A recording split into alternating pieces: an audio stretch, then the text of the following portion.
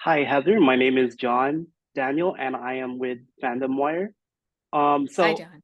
just to because I'm really nervous. You're Okay. an icon.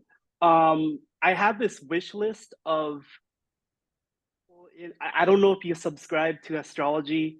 I'm not really big into it, but there's some qualities in there.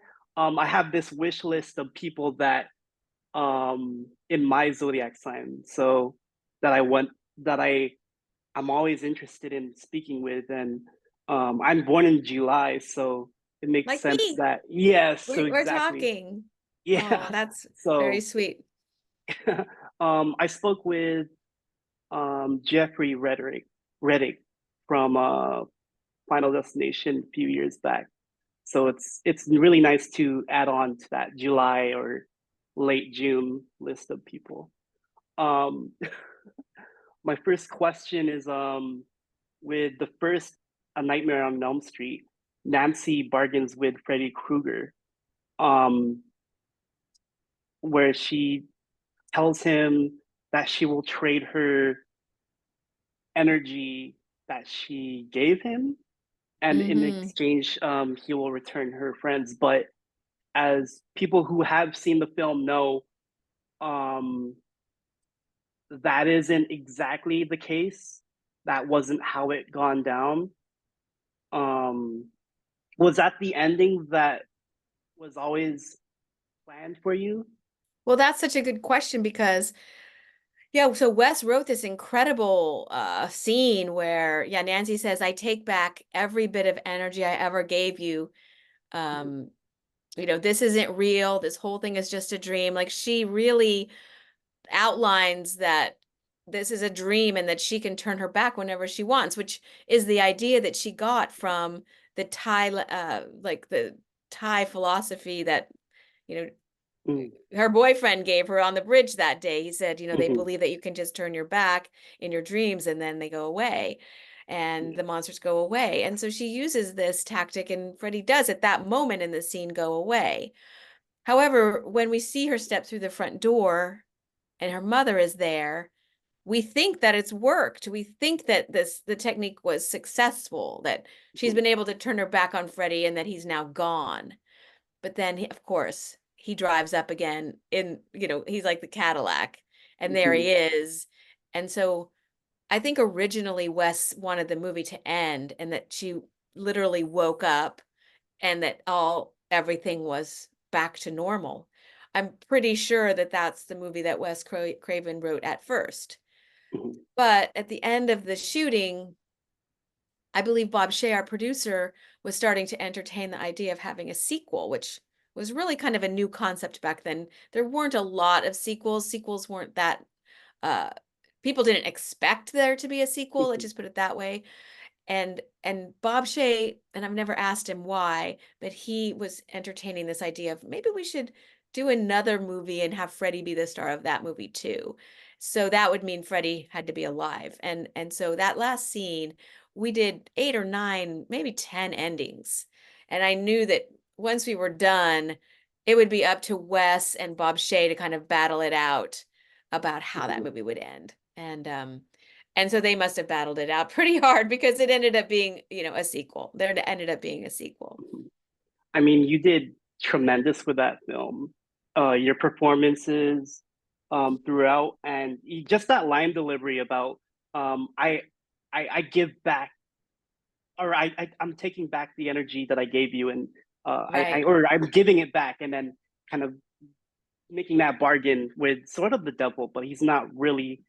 He's from hell, but he's not like Satan or something. Well, it's interesting because it's not really a bargain because I say it's like I'm telling him Mm, I'm taking it back. Like he can't have it anymore. I'm taking mhm, control of my dream and I'm taking back the mhm, power that I and all my friends had given him we were scared of him, we were running away from him. But if you just stop and say, "Hey, wait a minute. I'm giving you I'm giving you the power that you have. You don't have any power except for what I'm giving you." What I've found as I talk to fans over the many, many years that I've been, talking about Nancy, is that concept facing your fear, whatever it is, and just saying, you know what, I'm taking back all the power that I've given you. Like for people who say you have an addiction, I'm going to take back the power that I've given you, and I'm going to take it back. You don't have it anymore. That in and of itself is a really powerful thing to do.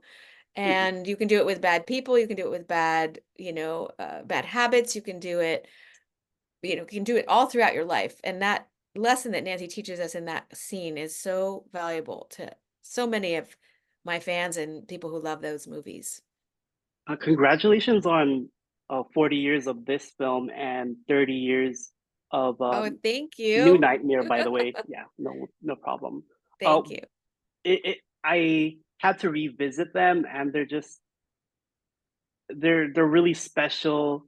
And Wes Craven has his touch on them, so you can see the different voices that are being Yeah. put out there in the screenplays. And it's all in theory too, the idea that her boyfriend gives her, because sometimes theory or even applying this knowledge or these ideologies may or may not work.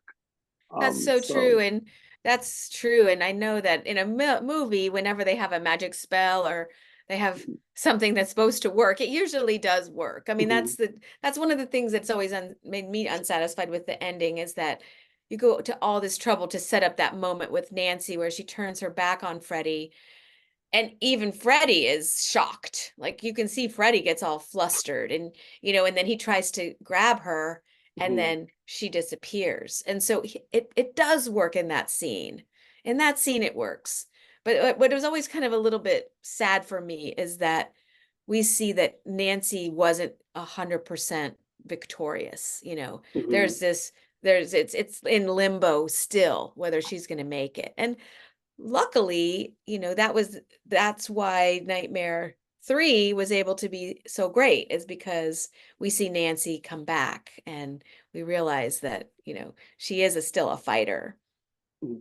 Leading into my next question, what is your interpretation of what happened between the first and the third films? Because Nancy does mention that her mother passed, but she doesn't explicitly explain What what. happened? She Yeah, doesn't say she was burned up in a bed by Freddy Krueger. so Yeah, in so that time she, jump, yeah. in that time jump, she gets her degree. Was that in her PhD? And so there's a huge time jump going on, right? Right. So let's just say she was like a senior in high school, or maybe she was a junior in high school in Mhm, Nightmare on Elm Street 1. And so then she goes to college. Of course, her mother has passed away in the vicious, bed scene with Freddy Krueger. So she probably has to go on. Her father probably helps her, uh, you know, they probably have to live together, right? She has to probably live with her dad. And then she goes to college. Then she decides to study sleep issues and psychology. And I get the feeling that when we get to her in Nightmare 3, she's probably in that period of time after you've done, your master's degree or PhD, and you get chances to kind of be a internship, or you get to do you get to do hours working that are building up to getting your full-fledged degree. It's kind of like a internship, or they have a name for it in the medical field, kind of like your residency. You get a mhm, residency before you get your full-fledged uh, degree to practice. So that's kind of what I always thought, that she was not quite a doctor yet, but she was on her way to becoming, um, a doctor of psychiatry. And then you see her having the opportunity to interact with these kids, and she, of course, knows everything that's going on. mhm. As you said earlier, Bob Shea suggested the idea of sequels for this franchise. Was it the plan all along for Dream Warriors to write you off?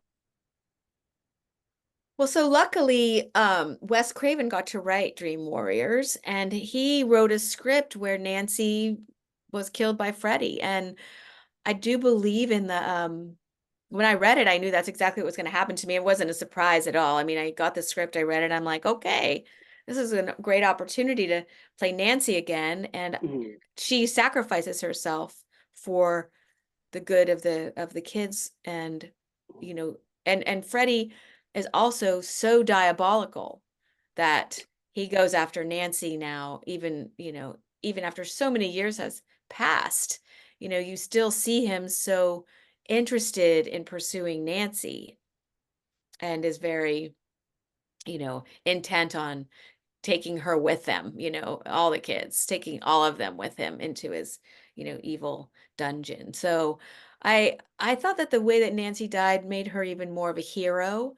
I felt that she was able to ascend into this new level of heroine because of her ability to sacrifice for someone else. You know, it's always a heroic deed.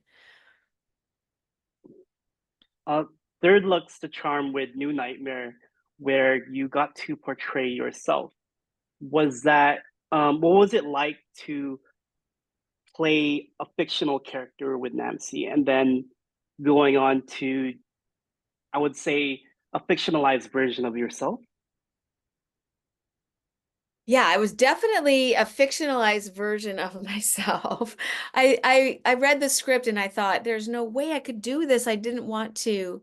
I'm a very private person. I don't want to put my persona out Hmm. there for everybody in the world to see forever. So I thought, I don't think I'm, I just don't think it sounds like a good idea.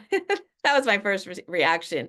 But then, you know, this was Wes Craven, and he was very persuasive. He was very confident in his idea. He really thought that it was a game changer. He had spent, I think, almost 7 years, he said, trying to come up with an idea that would be really earth-shattering, that would be really game-changing for Hollywood, and that would make a lot of difference. And that it wouldn't be just a rehash of an old storyline. He wanted something incredibly fresh and new.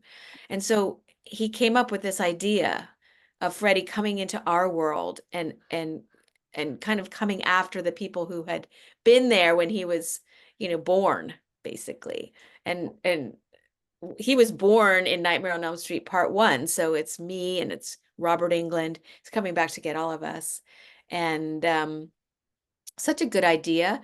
And as Wes talked about it more and more, I really got on board. I really thought that, I mean, we're either going to really succeed or we're going to really fail. And that's kind of the best situation to be in. You know, you're either going to be, you know, you got to know that it's either going to be amazing or it's going to be terrible, because nobody wants to be just, you know, average. And and I think it was a very successful film. Uh, I agree. I mean, the final act where you pretty much descend into hell and fight him with your fictional son was just, that was a crazy I experience think to see. Yeah. I think it was one of the most beautiful and scary sets that has ever been built, like in a horror movie, because unfortunately, even what they you see of it in the movie is not nearly as vast. It was huge and had so much art and devilish details everywhere. And you Oh, see a few of them, but the hallways all had um, images of ancient devil characters and evil characters throughout history were in some ways portrayed all over that set. But what you did see of it was still pretty magnificent, and that epic battle scene is probably one of my favorite battle scenes to do with Freddy. I just really loved, you know, sticking him in the eye with the eel and throwing, you know, just having a real battle. And he's pulling my hair and throwing me against the wall. And I mean, it was a battle. indeed. There's a lot of twisted storytellers these days with Stephen King. We have Wes Craven, and Mike Flanagan. What was it like working with Wes Craven in those three films? And I believe you worked on Shocker and I think The Serpent and the Rainbow with him, but for AFX. So I met Wes Yeah, when I auditioned for Nightmare on Elm Street. And then our lives intersected in many of these ways. My husband worked on Serpent and the Rainbow, and I would visit the set of Shocker, and there were other places and times that I would meet with Wes Craven. So we've developed a friendship over many years, and it was I was always very happy to see him. We had lunch, whenever we could, and there were many years too when we didn't see each other either. So uh I feel like he never seemed to me to be a horror movie director. He was always just like a really interesting human being who had a lot of very strange stories to tell. We all have these images of kind of crazy movie directors. He was not like that at all. He was very self-controlled. He was very soft-spoken in general. Sincere. Yeah, very sincere, very intellectual. Uh, and he could be very stern. He could be when he wanted something, and he wanted to make sure you knew he wanted it. He could be very stern and straightforward. But he also could make everybody laugh, at anything. He had such a great vocabulary, was great at puns. So, he just was a really uh he was a wide-ranging personality, and we got along very, very well. And I think that's one of the reasons why this movie turned out so well, is that I just really wanted to do the very best job I could for him. I just didn't want to let him down. And I took every single minute of my opportunity to work for him very seriously. Um, yeah, I see that with a New Nightmare, where you have one or two scenes where, or a few scenes where you are having a conversation together, and he tells you, "This is working on a new story for you." Right. It's a meta narrative though, and how he kind of ties it back to the beginning when you're reading the script to your son. I mean, that whole aspect of his writing the script as it's happening to me in my life, like as I live, he's thinking of it for his script. That is the idea that I think was so earth-shattering in that film, that it took him a long time to bring. I mean, I know he wanted to create an idea that original, and he did. That notion of he's thinking of what I'm living, and that script is my life. There was no life. It was just, or there was no script. It was her life. I think that's the line in the movie. Um, it's such an interesting concept. And now, 30 years later, so many people appreciate it as for its originality. Mhm. And what was it like working with Mike Flanagan on the Midnight Club? Well, he is, he's almost like I mean, he's a man who has so many deep thoughts. I mean, he's so good and accomplished at what he does. But he really is like a young person. Like he really embraces the youthfulness of his own personality. He loves horror. And while he's so of course he can probably direct any scary movie with his eyes closed. He's so good at it. He has a system down for how he's going to create all of these really amazing moments in film.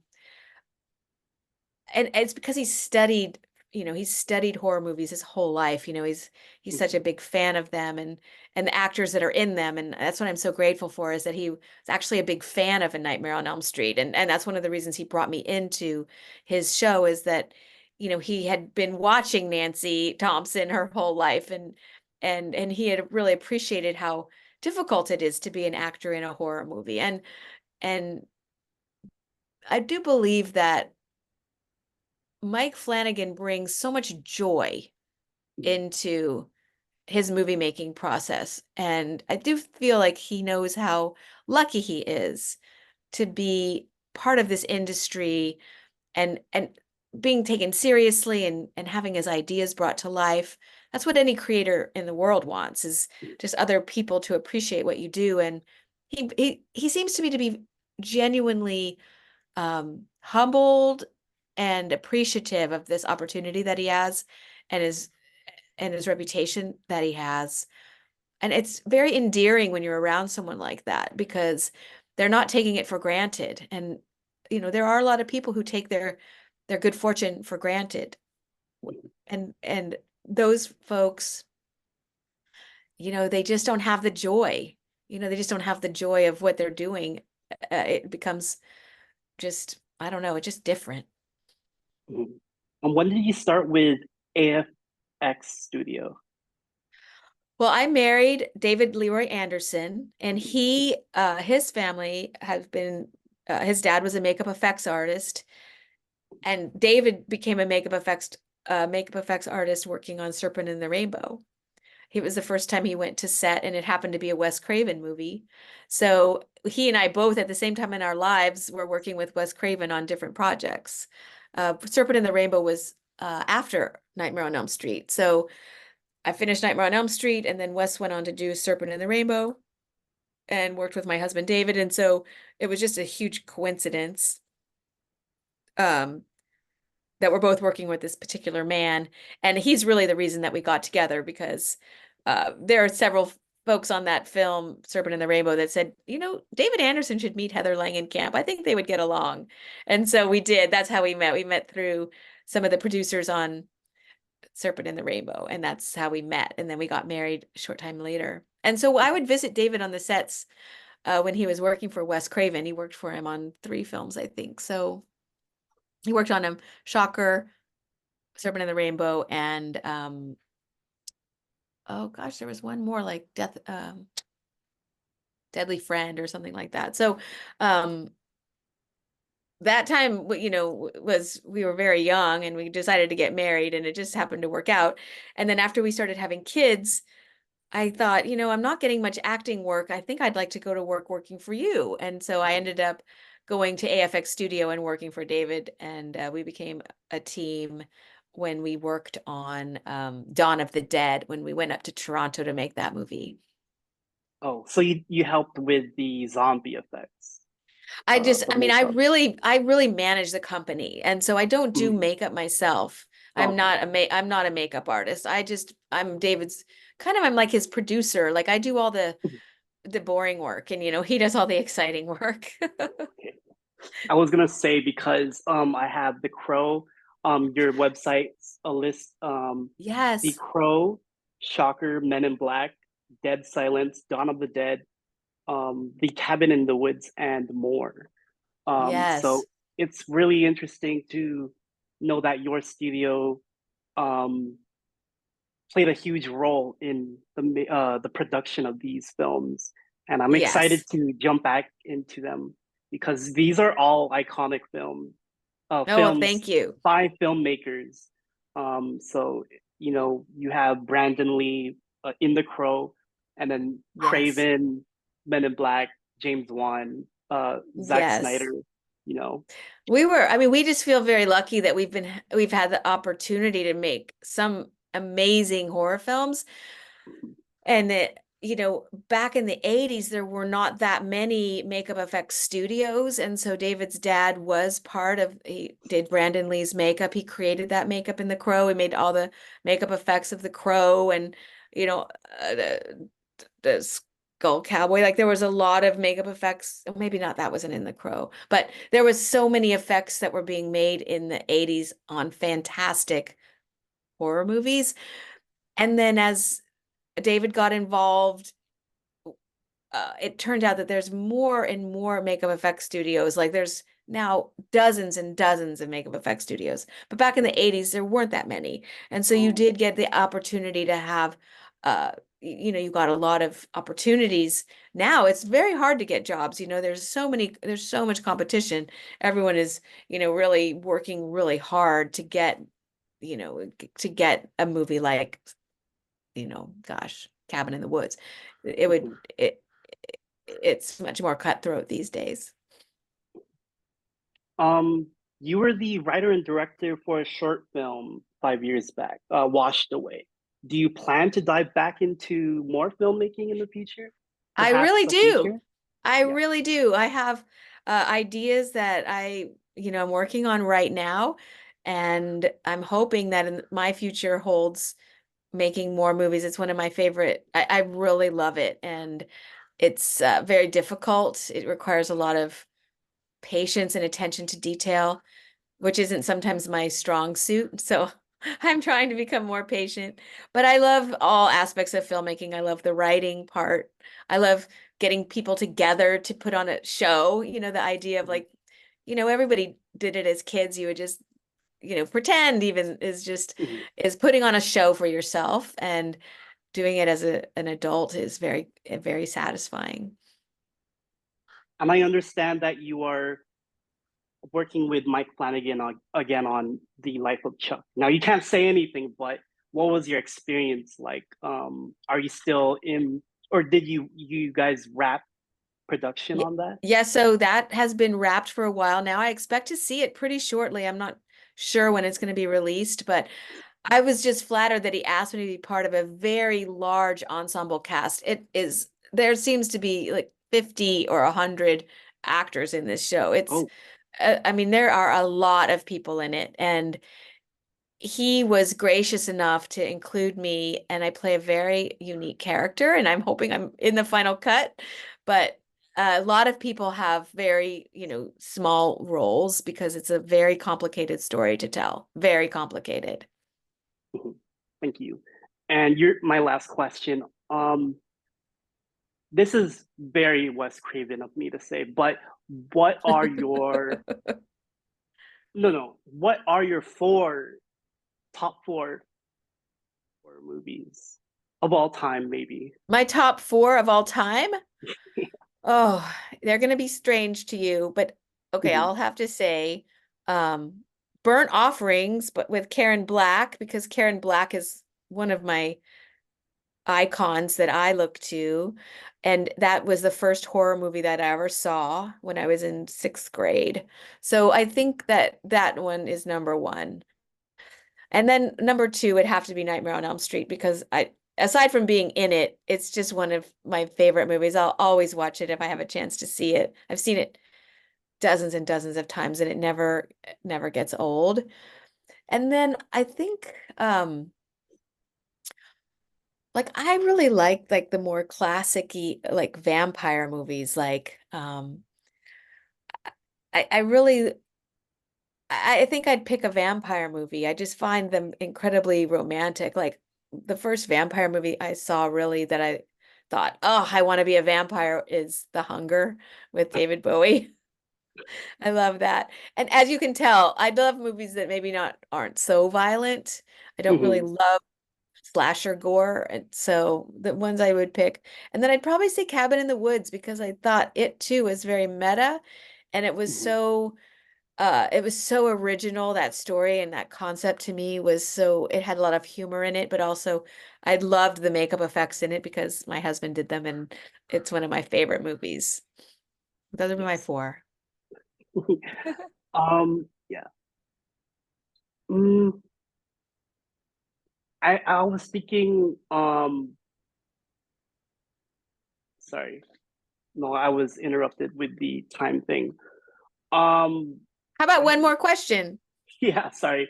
Um, were you always, or do you were there ever plans for you to work with Wes again in the, after New Nightmare?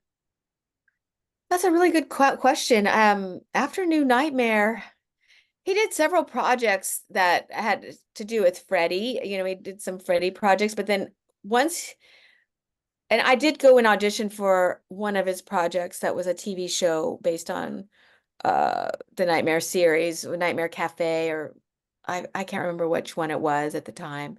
But then once he got involved with Scream, that had such a different universe of Hmm. characters, and obviously he was trying to create something brand new, and so he didn't really revisit any of his old actors or old cast members. There's very few people that were in the Nightmare series that were in any of the Scream movies, and I think as a director I can see how that would have been intentional. You're just really trying to create a new universe, and it's sometimes distracting to see someone from another Hmm. universe come into your universe. It's like they're not related and they shouldn't be related, even though actors get mad at that idea because you think, oh, I can play any character. I can do anything. I can play a cop over there and I can play Nancy over there. But in general, I think to be true to your concept, perhaps there's so many good actors in the world, just go with a new set, and then you keep those sets together. And I think perhaps that might have been Wes's concept. Yes, I see a lot of A New Nightmare, the meta-ness of A New Nightmare, being similar to what he did with Scream 3. And so it seems to me that I can't differentiate between the two just Interesting. because of that Yeah. idea Yeah. that, yeah. Yeah. Well, I mean, and they were so lucky to get Wes Craven to do that series because he really took it to the highest level that it could go. And it too has become such a beloved franchise because of Wes's, fingerprints all over it and and his just ability to know what gets us and gets at our heart. He knows how to do that. Well, thank you so much for your time, Heather. Thank you so much, It was just a John. joy. It's such a Oh, joy speaking with you. and thank Congrats you for again thank on you. 40 years and 30 years on both films. Well, thank you. Um, And I really look forward to coming to Guam someday. I know it's supposed to be amazingly beautiful there. So let's do a horror film there. yeah, maybe they need to have a horror film on Guam. It sounds like you're a huge horror fan. So Yeah, keep it up and I look forward to seeing your piece. So thank you so much. yes. Thank you so much. Take care. Bye. Bye.